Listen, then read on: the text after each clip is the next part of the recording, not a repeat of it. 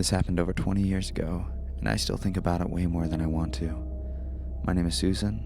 I was 23 in college and working nights as a mall security to pay my bills. I always thought the job would be a little boring, but my last shift there is the reason I'll never work security again. Back then, I was doing the graveyard shift at this big 2-story mall. It was already dying. Half the stores were empty. The food court had a couple of good places left. And honestly, after closing, it felt less like a mall and more like an abandoned building. On nights like this, it was just me and another guard, a guy named Phil usually. We'd swap patrols, watch the cameras, drink cheap coffee, and try not to fall asleep. My last night started out completely normal. We did what we always did. I took my first patrol at 11 p.m. Same route, same hallways, always the same. We didn't have any cameras inside the malls back then, just a few grainy ones outside. So after the first walkthrough, I went back to the office and tried to keep my eyes open. Nothing ever happened on these shifts, so when 1 a.m. came around, I wasn't expecting anything different. That's when things started to feel off. I started on the upper levels like I always did. Every store gate was down, those metal gates making the whole place look like a roll of jail cells. No music, no people, no footsteps, just me walking. I took the elevator down to the food court. It was completely dark except for a couple of emergency lights. I pushed open the heavy steel door to the service hall behind the kitchens. Same smell as it always had, grease, wet cardboard, cleaning chemicals. I started down the hallway, my flashlight bouncing off pipes and wires, throwing these weird shadows along the wall. And that's when I saw it. About 50 yards ahead of me, one of the utility closets was cracked open. Not wide, just barely. This shouldn't have been a big deal, but it kinda was. The cleaning crew never forgot to lock their doors. They had a checklist, and you'd get written up if you forgot something major like this. So seeing the door like that bothered me. I walked up to it, already feeling a little uneasy, and I kicked it open with my foot. It was a tiny closet, shelves, mops, bottles, nothing looked touched. I swept my light across it, and then I shut the door and I pulled it to make sure it latched. I told myself it was nothing. By 3 a.m., I was heading out for another patrol. I always hated this time the most. That's the dead part of the night. Your body wants to shut down, the building feels different, and every little sound is suddenly a lot louder. I tried not to think about the closet door, but it kept popping back into my head. I kept telling myself I was just tired, that the empty building was finally getting to me. This time I decided to start with the service hallway just to get them over with. I went to the opposite side of the mall. Some of these stores haven't been used in years. As I rounded the corner near the loading bay, my flashlight hit something on the floor. It was a candy wrapper, new, shiny, no dust, like someone had just dropped it. My heart started pounding.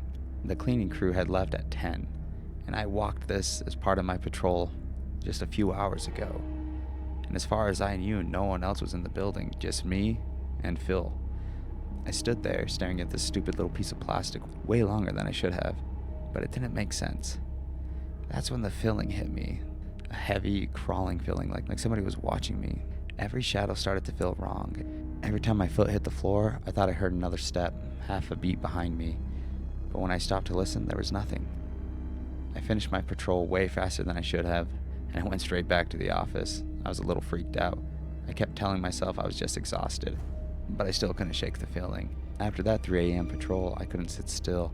I spent the next couple hours in the office, drinking terrible coffee and staring at the monitors, jumping at every little movement, but my brain kept trying to turn every shadow into a person. I kept telling myself I was overreacting. I was honestly dreading my 5 a.m. patrol. I was actually scared to go back out there.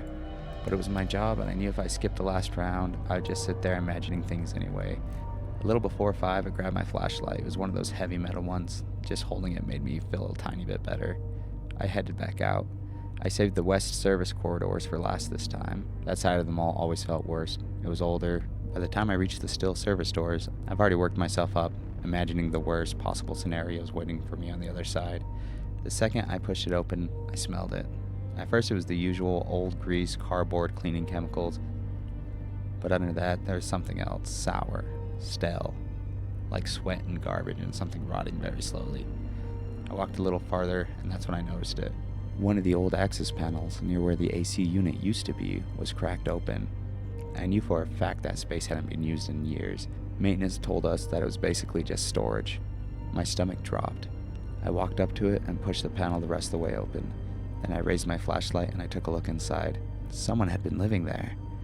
There is a filthy sleeping bag laid out on top of some old wooden pallets, empty food cans, plastic water bottles, a couple of blankets in a heap, and a pile of clothes that look like they hadn't been washed in months. My light moved across the room, and that's when it hit the wall. There were photographs, dozens of them, taped up in a rough cluster. I stepped closer to the pictures, and that's when I realized they were pictures of me, blurry, grainy shots clearly taken far away. In some, I was walking my patrols on the upper level. In others, I stood in the food court leaning against one of the columns. One photo showed me sitting in the security office looking at the monitors. Whoever had been staying in that room, they'd been watching me, following my routes, learning my routines. The feeling I had all night, the feeling of being watched, it hadn't just been in my head. My whole body went cold. My knees actually felt weak. I didn't even try to be professional after that. I just backed out of the room, turned around, and I ran. I remember the sound of my boots slamming against the concrete and my own breathing echoing in the hallway. I didn't look back. I didn't stop to clear anything. I just went out. I sprinted all the way back to the security office, grabbed my jacket and my keys, and headed straight for the main entrance. I didn't check the cameras. I didn't wait for Phil to come back. I walked out of the mall as the sun was just starting to come up. Once I was in the car with the doors locked, I called the cops. They sent an officer out, and he took a report. They went through the access room and checked the surrounding areas. They never found anyone. They said it was probably a homeless person who had slipped in somehow, and it looks like he's been hiding there for a while. Maybe that's all it was. All I know is I never saw anyone. But knowing that someone had been living above or behind your workspace, quietly watching you, memorizing every step you've taken, every corner you turn, staying just out of sight that entire time, that doesn't feel like some random homeless guy looking for a place to sleep. And even now, 20 years later, that's the part that keeps me up sometimes. Because if he had all those pictures of me, I still wonder what else he was planning on doing. When I was 21, I took a job as a night janitor at an Arizona high school. I worked completely alone after 7:30 p.m. The entire building was empty, just me and the silence. People warned me about this place. They told me about strange noises after midnight, about seeing things in long dark hallways. I ignored it. I needed the money. But one night, alone, in the library, something happened. Something that scared me so bad I walked out in the middle of my shift. I never finished the job, and I never went back. It started like all my bad decisions do, with money, or in my case, the lack of it. I was 21 in community college, and I was dirt broke. Rent was coming, my car was always making this weird noise, and I was living on instant noodles. It was pure depression. I was struggling to make ends meet. So when a flyer on the campus job board advertised an opening for a night custodian at a high school just 20 minutes from the school, I was all in. The pay was better than my last 2 jobs combined. The hours were brutal, 7 p.m. to 4 a.m., but I figured I could sleep before my evening classes. The school was called Safford High. It was a sprawling 2-story brick building from the late 60s. Long, straight hallways, fluorescent lights, you know, the kind that buzzed that gave you a headache, and it had a faint smell of floor wax. My supervisor's name was Frank. He walked me through the building on my first night. "It's a big place," he said, his voice flat. "You'll be the only one here after 7:30. Security does a drive around once, but they usually don't come in unless there's a real problem." He showed me the janitor's closet, a cramped space that smelled of ammonia. Then he gave me a ring of keys that felt like it weighed 5 pounds. "These are the master keys. Do not lose them. This one's to the library, this one's to the admin's office. You'll figure it out." We were standing in the main atrium, his voice echoing in the space. The only light came from the emergency fixtures, casting long, distorted shadows that danced on the edge of my vision. When no one was talking, you could feel the silence. "So, the last guy, he quit," Frank said, avoiding my eyes. "He just didn't show up. He left his keys on my desk with a note that just said, 'I'm done.' He said he saw things, heard things." He paused, looked down a long, dark hallway. "He said he saw a little Native American girl. Said she'd just stand there. Watch him." I must have looked skeptical because he sighed. "Look, kid, I'm just telling you what he told me. This school, they're stories. They say it's built on an old burial ground. Pima or Navajo, I don't know. They dug up a lot of stuff when they put the foundations down in the 60s. The old-timers don't talk about it." He clapped me on the shoulder. a gesture that was probably meant to be reassuring, but I felt it more of a warning. Just put your headphones on, do your work, you'll be fine. It's an old building. Old buildings make noise. I honestly thought he was just trying to freak me out. Mess with the new guy, a little bit of hazing. For the first week, I did just that. I blasted my music through my earbuds, and I just got to work. I got the routine down. I'd start on the second floor, West Wing, clean the classrooms, empty the trash, wipe the desks. My music and the hum of the floor buffer were the only companions I needed. Honestly, it was a little creepy, but it was good money. That school at night was its own world. The chaotic energy of the day was gone, replaced by a deep, unsettling stillness. Anyone that's been to a school after dark knows what I mean. Every once in a while, I'd catch a flicker of movement in the corner of my eye, but when I would turn, there'd be nothing there, just empty hallways stretching into the gloom. I told myself it's just my mind playing tricks on me, just fatigue. The second week, things started to change. The feeling of being watched, which I at first dismissed as paranoia, it became persistent. It was a tangible sensation, like a weight on the back of my neck. I started leaving my headphones off, listening to the silence, and the silence wasn't empty anymore. I'd be mopping a floor at one end of the building, and I would hear a locker door slam shut on the other side. Then I would hear what sounded like footsteps, a soft dragging sound from the floor above me. Except, I was on the top floor. One night, around 2 a.m., I was cleaning the faculty's restrooms near the admin office. I was scrubbing a sink when I heard a toilet flush in the woman's restroom right next door. I froze. There was no one else in the building. I locked the main door myself hours ago. My heart hammered against my ribs. I just stood there, listening. Nothing. Slowly, I carefully pushed open the door to the women's room. Every stall door was open. It was empty. My mind raced to find a reason. A faulty valve? A pressure change in the pipes? It had to be the pipes. But the incidences got more frequent and a lot harder to explain away. I'd find classroom doors slightly open that I knew I had locked. I'd see a shadow pass by a doorway, and when I'd rush to look, the hallway would be completely empty. The unease I felt started to curdle into a real fear. I started talking to myself while I worked, my own voice a flimsy shield against the crushing silence. I started to dread cleaning the second floor, especially the east wing. The temperature there was always just a little colder, a damp chill that seemed to cling to your clothes. The lights in the hallways flickered more than anywhere else, and sometimes I'd hear a sound. It sounded like a child humming. It was very faint, and I always convinced myself it was nothing. I thought about what Frank said. The burial ground. The little girl. I scoffed then, but when you're alone in the dark at 3 a.m., with the sound of phantom footsteps overhead, you start to believe things you'd normally laugh at. I started to think about the history, not of the school, but of the land it was built on. The place I hated the most was the school library. It was this massive 2-story room in the school center. Bookshelf rose up into the shadows, creating a maze of narrow aisles, with the level circling the top floor. It always felt like the epicenter of all the school's wrongness. The air in there was heavy, thick with the smell of old paper and dust, and the silence was different. It felt heavy. In the middle of the main floor was a large glass display case. It was one of those permanent exhibits. It was put together by ambitious teachers decades ago. A mock campsite scene. It had a fake campfire made of painted logs, a canvas tent, and 2 mannequins. They were terrifying. Children-sized mannequins from the 60s with the uncanny valley creepiness that makes your skin crawl. One was a boy sitting on the log holding a fishing rod.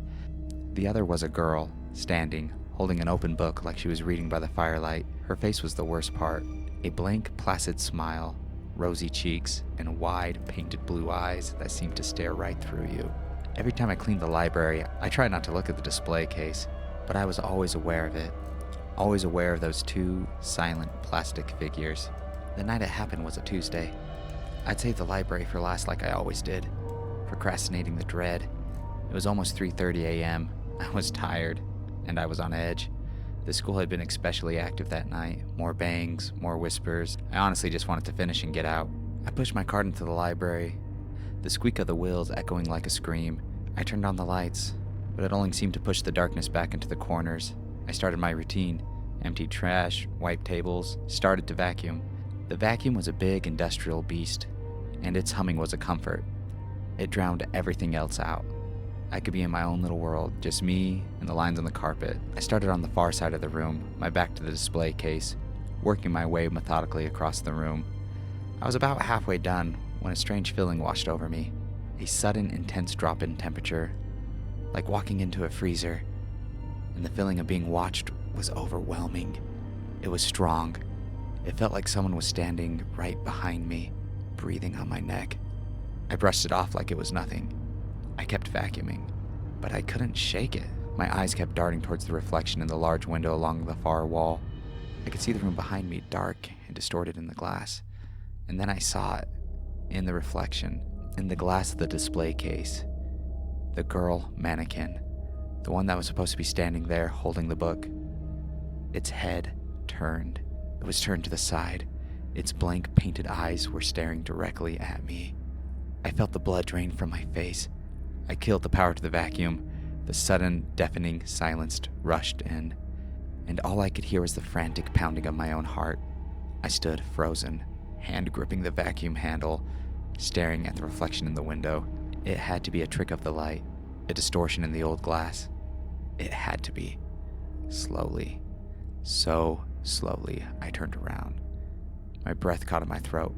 It wasn't a trick. The mannequin head was fully turned, angled on its plastic neck in the way that it shouldn't have been possible. The painted smile seemed wider now, more menacing in the dim light. Its blue eyes, lifeless, were fixed on me, staring. I stood there paralyzed for what seemed like a lifetime. My mind was screaming, "Run," but my legs wouldn't move. My whole body was shaking. The air was thick and hard to breathe. I couldn't take my eyes off the mannequin. It's just a doll, plastic, painted. It can't hurt me. But every single instinct in my body was screaming that I was in danger. And then the book it was holding slipped from its plastic fingers. It fell to the fake glass floor of the display case with a soft thud that was louder than a gunshot. That's what broke the spell. A choked sob escaped my lips. I didn't scream. I didn't even think. I just dropped the vacuum handle, turned, and I ran. I sprinted out of the library, my footsteps echoing through the silence. I didn't look back. I ran down the hall, past the silent lockers and dark classrooms. I fumbled the lock on the front door. My hands were shaking so violently I could barely get the key in. I burst out into the cool night air, gasping for breath. I didn't stop running until I reached my car. I threw myself inside. I locked the door and I sat there, hyperventilating, staring at the dark, silent building. I unrolled my window and I threw the heavy master ring that held all the keys as hard as I could toward the front door, hearing them clatter on the concrete. I got back in my car and I sped out of the lot, and I never went back. I called Frank at 8 a.m. and I told him I quit. I didn't tell him why. I couldn't. Who would believe me? For a long time I tried to forget. I told myself I was overworked, sleep deprived, that I'd imagined the whole thing. But I couldn't forget the feeling of that room, or the sight of those empty eyes. Years later I started digging. Frank's words about the school being built on the burial ground had stuck with me. What I found was history far more terrifying than any ghost story. From 1819 through the 1960s, the U.S. government operated hundreds of federal Indian boarding schools. Their stated goal was asylum, but it was summed up by one horrific motto: kill the Indian in him and save the man. Native children were forcibly taken from their families, stripped of their clothes. Their hair was cut, and they were forbidden from speaking their own language or practicing their culture. They were subject to brutal labor and horrific abuse. Arizona had 59 such schools, the second highest number of any state. One of the most well-known schools operated from 1891 to 1990. It was a place of immense trauma, and conditions were often so grim that disease was rampant. Students who got sick or died were sometimes not even reported to their families. Spurred by the discovery of mass graves at small schools in Canada, the U.S. government started to uncover other mass graves from small schools. I honestly don't know for a fact if that old high school was built on one of these burial sites. Official records from that time were often incomplete, but the rumors from the old-timers and the chilling energy of that place suddenly made a terrible kind of sense. Was the little girl Frank warned me about the ghost of a student from one of those schools? A child who died far from home, buried in unsanctified ground, a spirit trapped and restless, reaching out in the only way she knew how.